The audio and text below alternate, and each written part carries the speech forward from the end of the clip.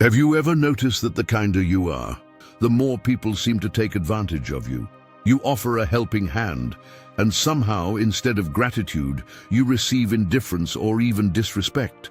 It's a painful realization, isn't it? We're often taught that kindness is a virtue, that being good to others will be rewarded. And yet, reality seems to tell a different story. In fact, the more you give, the more some people treat you like you're disposable. Why does this happen? Why does kindness often lead to disrespect? Before we dive deep into this, I want you to stay with me until the end of this video, because the truth I'm about to share might challenge everything you've believed. Don't skip this. If you do, you'll miss the core of what makes a person strong, respected, and truly in control of their life. Now let's get to the heart of it. One of the biggest mistakes people make is thinking that kindness alone will earn them respect. The ancient Stoics understood that the world doesn't work this way. Marcus Aurelius, the great Stoic emperor, once said, "Waste no more time arguing about what a good man should be. Be one." Notice that he didn't say, "Be kind at all costs." He emphasized being good. But goodness is not just kindness. It's also wisdom, strength, and self-respect. The problem with kindness is that when it is given too freely, it is often seen as weakness. Human nature is flawed in this way. People don't always appreciate what comes easily. It's why free advice is ignored and expensive things are valued more than those that are given away. If you are always the person who says yes to everyone, who gives without expecting anything in return, people begin to assume that you have nothing better to do. They don't see your kindness as a strength. They see it as a lack of boundaries. Seneca, another great Stoic philosopher, warned against this kind of blind generosity. He wrote, "He who spares the wicked injures the good." What does this mean? It means that when you give kindness to those who don't deserve it, you are not helping the world. You are making it worse. There are people who will take advantage of your good nature, and when you allow it, you're not just hurting yourself, you're allowing them to become worse people. Think about it. Have you ever given your time and effort to help someone only to find that they never truly appreciated? It may be you sacrificed your own priorities to be there for someone who wouldn't do the same for you. This is the reality of kindness when it is given without wisdom. Kindness should be like a sword, not a chain. A sword is controlled. It is sharp, precise, and used with intention. A chain, on the other hand, can be pulled in any direction by anyone who grabs it. If your kindness is like a chain, people will use it to control you. But if your kindness is like a sword, it will be something that you choose to use at the right time, in the right way, for the right people. Epictetus, another Stoic philosopher, said, "If you wish to improve, be content to be thought foolish and stupid." This might seem unrelated at first, but it's deeply connected. If you want to be truly respected, you have to be willing to stop proving yourself to everyone. The need to be liked, the need to be seen as kind and good, it is a trap. The moment people sense that you crave their approval, they lose respect for you. Think about the people you admire. Do they beg for attention? Do they try to please everyone? Or do they stand firm in their beliefs? Kind, but never weak, generous, but never desperate. That is the balance you must learn. Now let's go even deeper. One of the harshest truths about life is that people respect what they fear losing. This doesn't mean you should instill fear in people, but rather that your kindness should never be something they take for granted. When something is abundant, it loses its value. Water is essential for life, but because it's so widely available, people don't appreciate it until they are dying of thirst. The same is true for kindness. When you give it too freely, too easily, it becomes invisible. People stop seeing it as something special. They assume it's just who you are, and worse, they start believing they are entitled to it. This is why many kind people experience betrayal and disappointment. They give with an open heart, expecting the world to return the favor, but the world doesn't work on fairness, it works on perception. If people perceive that your kindness has no cost, they will treat it as worthless. Marcus Aurelius understood this when he said, "A man's worth is no greater than the worth of his ambitions." If you constantly put others above yourself, if your kindness is not backed by self-respect and ambition, then your worth in their eyes diminishes. The more you sacrifice, the more they expect. The more you give, the less they appreciate. So what is the solution? Should you stop being kind? Should you become cold and distant? No, that's not the answer. The key is to balance kindness with boundaries, generosity with self-respect, and compassion with wisdom. Let's talk about boundaries. Most people think boundaries are about saying no to others, but real boundaries start with saying yes to yourself. It means knowing your limits, protecting your time, and valuing your own needs as much as you value the needs of others. Kindness without boundaries is self-destruction. It's giving away pieces of yourself until there's nothing left. Seneca had a powerful lesson on this. He said, "Associate with those who will make a better man of you. Welcome those whom you yourself can improve." The process is mutual, for men learn while they teach. This means that kindness should be given to those who deserve it, to those who also uplift and respect you. If you find yourself constantly giving to people who drain you, disrespect you, or never reciprocate, then you are misusing your kindness. A truly wise person knows that their kindness is valuable, and valuable things are not given away carelessly. Think of a skilled craftsman. Does he give away his work for free to anyone who asks? No. He values his time, his effort, and his skill. He shares his craft with those who respect it. Your kindness should be the same. Epictetus taught, "Keep company only with people who uplift you, whose presence calls forth your best." If your kindness is leading to disrespect, then the problem is not kindness itself, but the people you are giving it to. And here's the truth. Some people do not deserve your kindness.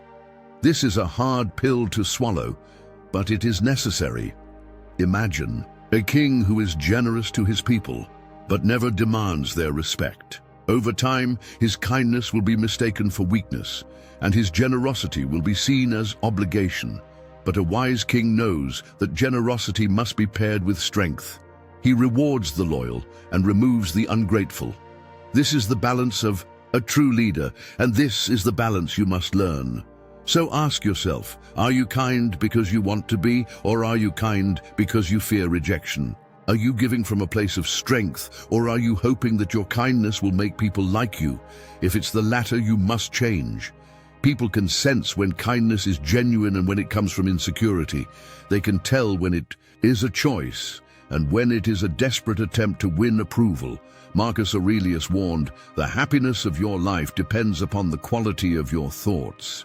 If your thoughts are focused on pleasing others, on making everyone like you, then your happiness will always depend on things outside your control. But if your thoughts are strong, if they are rooted in self-respect, then your kindness will no longer be a weakness, it will be a power. Kindness should be given, but it should never be assumed. Respect should be earned, not begged for.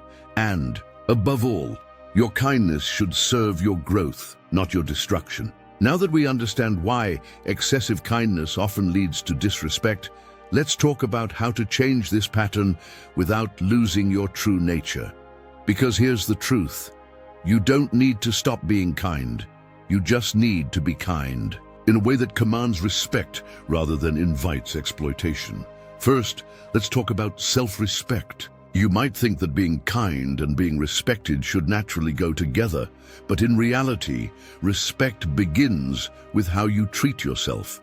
If you treat yourself as someone whose time, energy, and emotions are worth protecting, others will follow your lead. But if you act like your kindness is endless, like your needs don't matter, people will believe you. Seneca wisely said, "Regard a friend as loyal, and you will make him loyal." The same applies to how people see you. If you regard yourself as someone valuable, someone worth respecting, others will start seeing you that way too. But if you treat yourself as an afterthought, as someone who is always available, always giving, never demanding respect, then people will take advantage of that. Think about it. Who gets the most respect in any group? Is it the person who is always trying to please everyone? Or is it the person who stands firm, who is kind yet decisive, who gives but also expects? Respect is given to those who carry themselves with a sense of worth. And that starts with you, the power of selective kindness. Now let's talk about the biggest shift you need to make. Stop being kind to everyone. Yes, you heard that right. Not everyone deserves your kindness. This doesn't mean you should be cruel. But it does mean that kindness should be given to those who respect and appreciate it. Epictetus said, "Know first who you are, and then adorn yourself accordingly." In other words, you must know your own value before deciding who deserves your kindness. If someone repeatedly disrespects you, ignores your needs, or only comes to you when they need something, then your kindness toward them is misplaced. Imagine you have a golden cup. If you give it to someone who values it, they will cherish it, protect it, and use it with care. But if you hand it to someone who doesn't understand its worth, they might use it carelessly, drop it, or even throw it away. Your kindness is like that golden cup. It is precious, but only in the hands of those who recognize its value. How to set boundaries without losing your kindness. Setting boundaries does not mean becoming distant or cold. It means controlling who has access to your time, energy, and kindness. It means recognizing that your resources, just like money, health, and time, are limited, and they should not be wasted on those who do not value them. Marcus Aurelius said, "You have power over your mind, not outside events. Realize this and you will find strength." This means you have the power to choose who benefits from your kindness. If someone continuously takes advantage of your generosity, step back. If someone disrespects you after you have been good to them, walk away. If someone only appreciates you when they need something, stop giving so freely. A lion does not need to roar to be respected. Its presence alone commands attention. Similarly, you do not need to explain yourself, justify your boundaries, or convince others that you are worthy of respect. Simply live in a way that makes it clear. The strength of kindness with boundaries. Many people fear that setting boundaries will make them less likable. But the truth is, people respect those who respect themselves. When you start valuing your kindness as something that must be earned, you will find that the quality of your relationships improves. People will either step up and respect you, or they will leave because they were never truly there for you. They were there for what you could give them. Either way, you win. Seneca once said, "We suffer more often in imagination than in reality." Many people imagine that if they start saying no, if they stop being overly kind, they will lose people. But what they fail to see is that the only people they will lose are the ones who were never real friends to begin with, the ones who only valued their ability to take from you. And here's where the real power lies. When you master the balance between kindness and strength, you will start attracting people who truly appreciate you, people who respect your time, people who see your kindness as a choice, not an obligation. Becoming kind yet respected at the end of the day. Kindness is a gift, but only when given wisely. If your kindness has led to disrespect, it is not because kindness is a flaw. It is because it was given too freely, without boundaries, without self-respect. The solution is not to become unkind, but to become intentional. Marcus Aurelius left us with this wisdom. Do not waste what remains of your life in speculating about others in ways that are not to your own advantage. Stop worrying about how people will react if you change. Stop fearing that they will leave. If someone only stays in your life because they can take advantage of your kindness, then losing them is not a loss. It is a gain. True strength is not in pleasing everyone. True strength is in knowing your value, in being kind on your own terms, and in ensuring that your kindness serves you just as much as it serves others. So, as you walk away from this video, ask yourself, will you continue giving your kindness to those who disrespect it, or will you start treating it as something valuable, something to be earned, something that reflects your own self-respect? The choice is yours.